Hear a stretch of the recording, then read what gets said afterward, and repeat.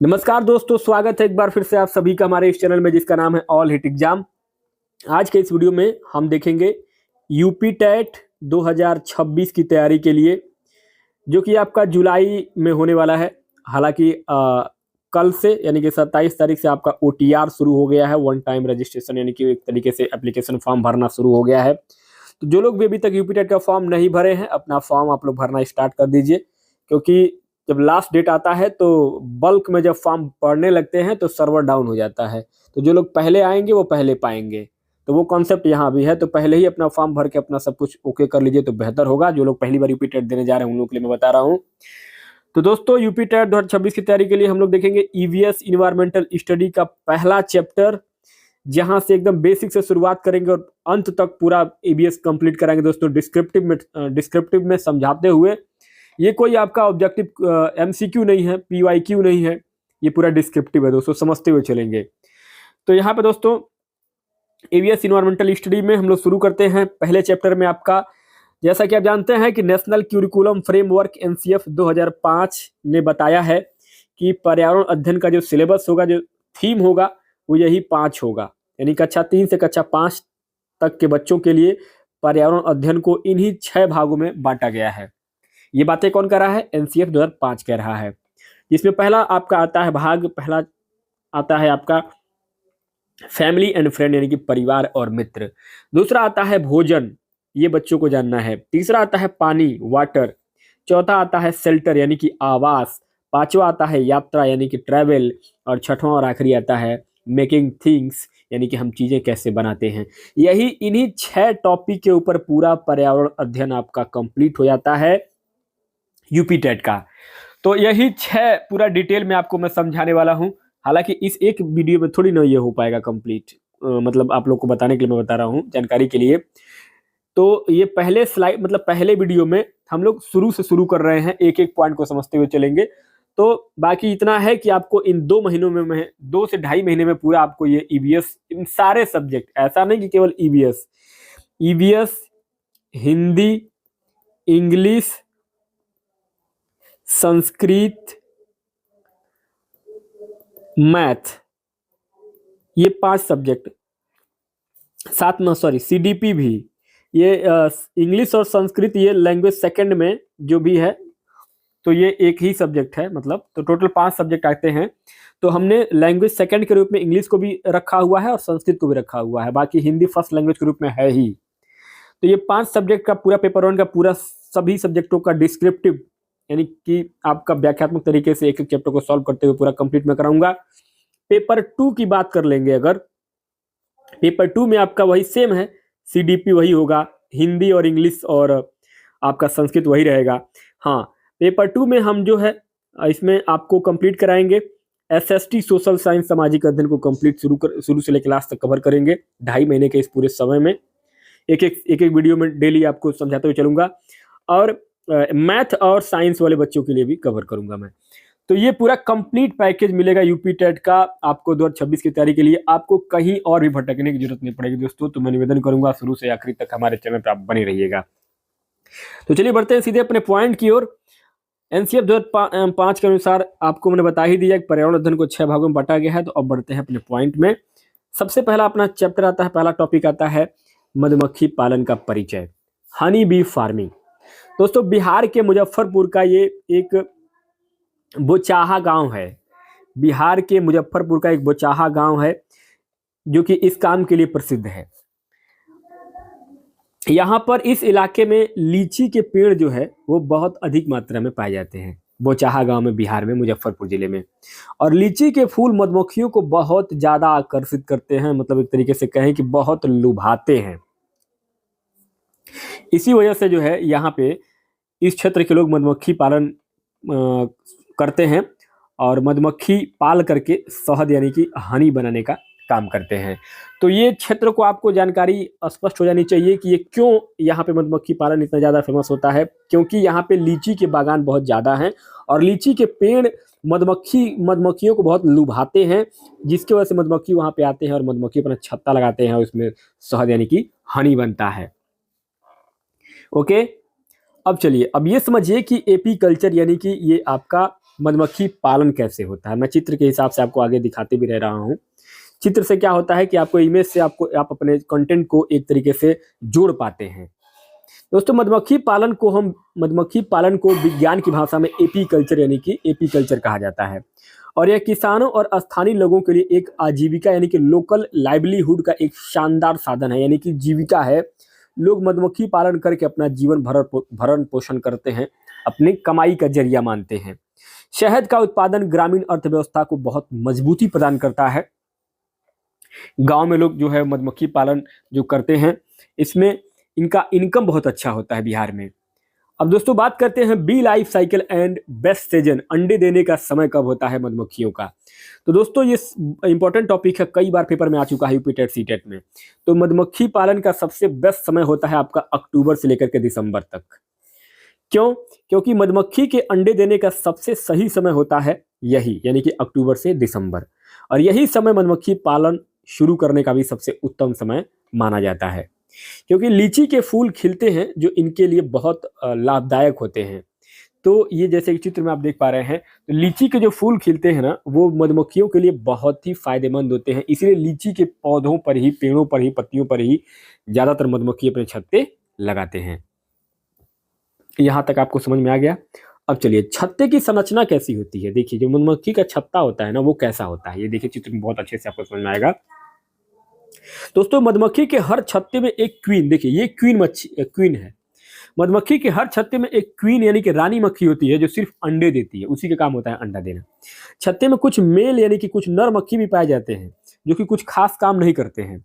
छत्ते में बहुत सारी वर्कर यानी कि ये देखिए, ये जितने भी मधुमक्खियां हैं ना, ये सब वर्कर मधुमक्खियां हैं। क्या है? काम करने वाली मधुमक्खियां। तो ये वर्कर मक्खियां होती है जो सबसे अहम रोल निभाती है, सबसे ज्यादा काम करने वाली मक्खियां ही काम आती हैं। बाकी रानी मक्खी जो है वो तो केवल अंडा देती है। ठीक है, आगे दोस्तों श्रमिक मक्खियों का क्या काम होता है। जो मक्खियां ये सब काम करने वाली मक्खियां होती हैं, वर्कर मक्खियां होती हैं, उनका काम क्या होता है। तो उनका काम होता है कि वह दिन भर काम करती हैं और शहद के लिए फूलों का रस यानी कि नेक्टर को, जो ये फूलों में से रस को इकट्ठा करना इन वर्कर मक्खियों का काम होता है। रस मिलने पर वह एक तरह का नाच करती हैं यानी कि डांस यानी कम्युनिकेशन करती हैं, ताकि दूसरों को पता चल जाए कि रस कहाँ पर है, ताकि बाकी मधुमक्खियां भी वहां पर आकर के उस फूल को, रस को चूस करके लेके जाएं और वहां पे अपने छत्ते में लगा करके शहद का निर्माण कर सके। वह रस से शहद बनाती हैं। छत्ता बनाना और बच्चों को पालना भी इन्हीं का काम होता है, यानी कि वर्कर मक्खियां ही मेन होती हैं जिनका काम होता है, और बाकी रानी मक्खी तो केवल अंडे देने का काम करती है। तो वर्कर जो मक्खियां होती है वही फूलों के रसों को चुन करके लाती हैं और उसी रस से शहद बनता है और छत्ता भी बनता है, और जो छोटे मधुमक्खी होते हैं उनका पालना भी उसी रस से यानी कि उस फूलों के रस से ही होता है। अब दोस्तों ये देखते हैं कि मधुमक्खी पालन की प्रक्रिया क्या होती है, इसको पाला कैसे जाता है। तो मधुमक्खी पालन में लकड़ी के बक्से, ये लकड़ी का बक्सा आप देख पा रहे हैं, लकड़ी के बक्से का प्रयोग किया जाता है। इस बक्से में मक्खियों के लिए चीनी का मीठा घोल यानी शुगर सॉल्यूशन भी डाला जाता है, ताकि जहाँ मीठा रहता है वहां पे मक्खियां आती हैं। दोस्तों मधुमक्खियां बेहतरीन यानी कि एक तरीके से परागण करता होती हैं, जो हमारी फसलों के लिए बेहद जरूरी है दोस्तों। क्योंकि मधुमक्खियां जो होती है ना, वो रस को चुन करके दूसरे फूलों से रस चुन करके लाती हैं और वो उस रस को अपने शहद में डालती हैं, यानी कि जो शहद बनाते हैं, मधु बनाती हैं, उसमें उन रस को डालती हैं। तो क्या है, एक तरीके से बहुत अच्छे मधुमक्खियां जो होती है ना, वो एक परागण करता होती हैं। ठीक है, चलिए आगे। अब दोस्तों कुछ इंपॉर्टेंट फैक्ट आपको जानना जरूरी है मधुमक्खियों के बारे में। देखिए जो मेल मधुमक्खी होता है यानी कि नर मक्खी होता है, यह छत्ते के लिए कुछ खास काम नहीं करता है। जैसा कि मैंने आपको बताया, जो नर मधुमक्खी होता है वो छत्ते के लिए कुछ खास काम नहीं करता है। मधुमक्खी के डंक में, देखिए ये मधुमक्खी का जो ये डंक है ना, डंक, मधुमक्खी के डंक में फार्मिक अम्ल होता है, यानी कि फार्मिक एसिड पाया जाता है, जिससे कि दर्द और सूजन होती है। यानी कि अगर मधुमक्खी अगर आपको काट ले या किसी को भी काट ले तो इतना भयानक दर्द होता है। तो वो दर्द किस वजह से होता है?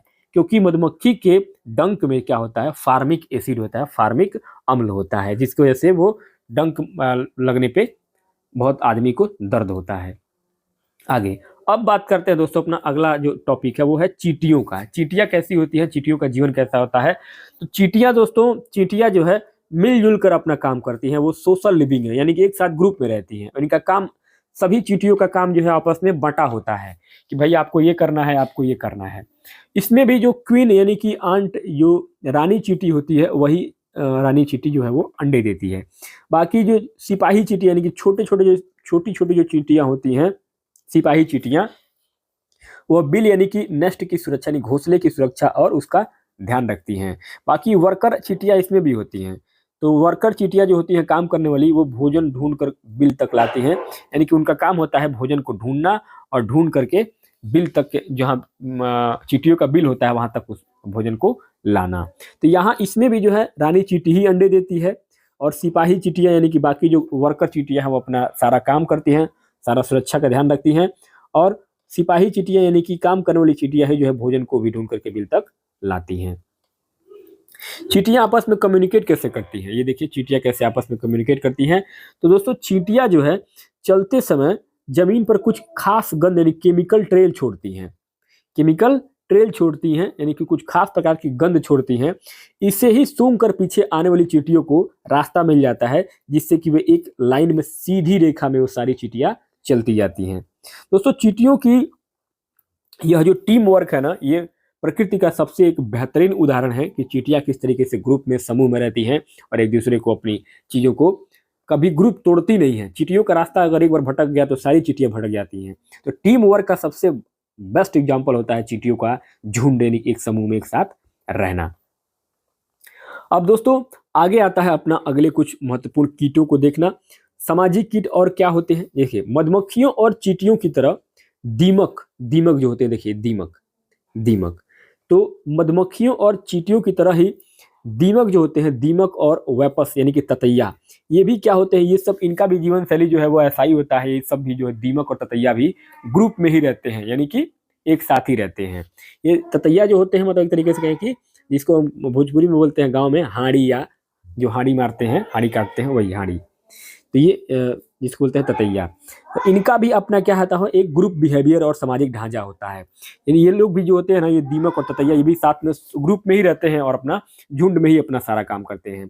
दीमक का काम क्या होता है दोस्तों, आप सभी ने सुना होगा, दीमक का काम होता है लकड़ी को सड़ा करके मिट्टी में मिलाने का काम। यानी दीमक जिस भी लकड़ी में लग जाएगी उस लकड़ी को पूरी तरीके से सड़ा देगी और लकड़ी को सड़ा करके मिट्टी में मिला देता है। यानी कि जो ये दीमक का काम है ना, वो पर्यावरण चक्र के लिए बहुत ज़रूरी भी है, क्योंकि जितनी भी खराब लकड़ियाँ होती हैं उनको सड़ा करके खत्म कर करके दीमक जो है उसको मिट्टी में तब्दील कर देता है। तो पर्यावरण चक्र का एक बहुत महत्वपूर्ण हिस्सा बन जाता है दीमक।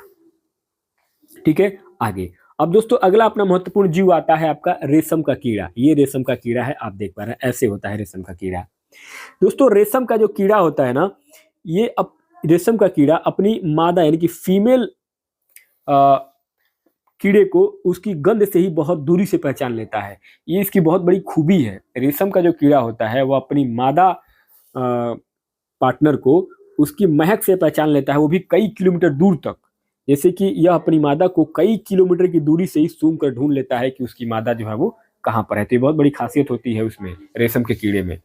और इन्हीं कीड़ों से उच्च गुणवत्ता वाला सिल्क यानी कि रेशम प्राप्त किया जाता है दोस्तों। तो रेशम के जो कपड़े होते हैं ना, वो इन्हीं रेशम से ही बनते हैं, रेशम के कीड़ों से ही रेशम के कपड़े बनते हैं। ठीक है, आगे दोस्तों मॉस्किटो यानी कि मच्छर और बीमारियां, मच्छर संबंधित क्या होते हैं दोस्तों। मच्छर जो होते हैं ना, मच्छर गंध और शरीर की गर्मी से हमें ढूंढ लेते हैं। मच्छर कैसे ढूंढते हैं हमें, तो हमारे शरीर में जो गर्मी होती है ना, उसकी गर्मी से मच्छर जो है हमें पसीने से ढूंढ लेते हैं। मच्छर कहाँ पनपते हैं, तो मच्छर जो है वो रुके हुए पानी में, जहाँ पानी जमा हुआ रहता है, इकट्ठा हुआ पानी रहता है, उसी में जो है ये डेंगू, मलेरिया और चिकनगुनिया वाले मच्छर जो है पैदा होते हैं और उसको वहाँ पे फैलाते हैं।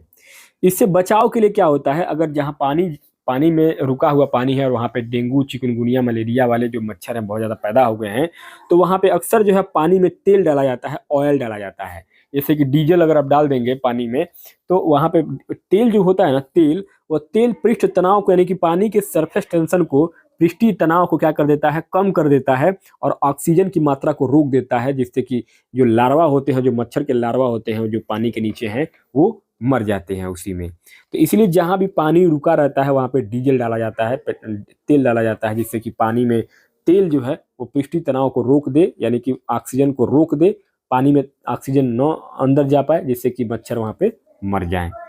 ठीक है, आगे अब दोस्तों कुछ और जो महत्वपूर्ण जानवर हैं जिनके बारे में हम देख लेते हैं, कुत्ता, चूहा और उल्लू। दोस्तों कुत्ता कितना इंपॉर्टेंट है पर्यावरण अध्ययन में, तो कुत्ता दोस्तों, कुत्ता दूसरे कुत्ते के मलमूत्र की गंध से बाहरी कुत्ते को पहचान लेता है, ये उनकी खासियत होती है। कुत्तों की गलियों में अपनी भी एक जगह एरिया बटी होती है और एक कुत्ता दूसरे कुत्ते के मलमूत्र की गंध से, सुगंध से जान लेता है कि उसके इलाके में कोई बाहरी कुत्ता आ गया है। तो कुत्तों का भी अपना क्या होता है, एक खासियत होती है। दोस्तों रैट, चूहा, चूहा क्या होता है, चूहा जो है, चूहों के अंदर उनके देखने की क्षमता जो है वो कमजोर होती है, यानी कि वीक विजन होता है। चूहों की देखने की क्षमता कमजोर होती है, कम होती है, लेकिन इनके सूंघने, छूने और टेस्ट करने की क्षमता बहुत अत्यधिक तीव्र होती है। चूहों में भी ये खासियत होती है कि उनको दिखाई तो कम देता है, लेकिन सूंघते बहुत तगड़े हैं और छूने का प्रयास करते हैं और टेस्ट करने का प्रयास करते हैं। तो ये उनका जो है बहुत एक बड़ा उनके अंदर खासियत होता है। उल्लू दोस्तों क्या है, उल्लू, उल्लू भी एक बहुत पर्यावरण अध्ययन में बहुत महत्वपूर्ण जीव है। और उल्लू की खासियत क्या होती है, उल्लू अपनी गर्दन को बहुत पीछे तक, ये देखिए उल्लू, उल्लू अपने गर्दन को बहुत पीछे तक, यानी पूरा, लगभग चाहे तो पूरा अपना गर्दन पीछे तक घुमा सकता है।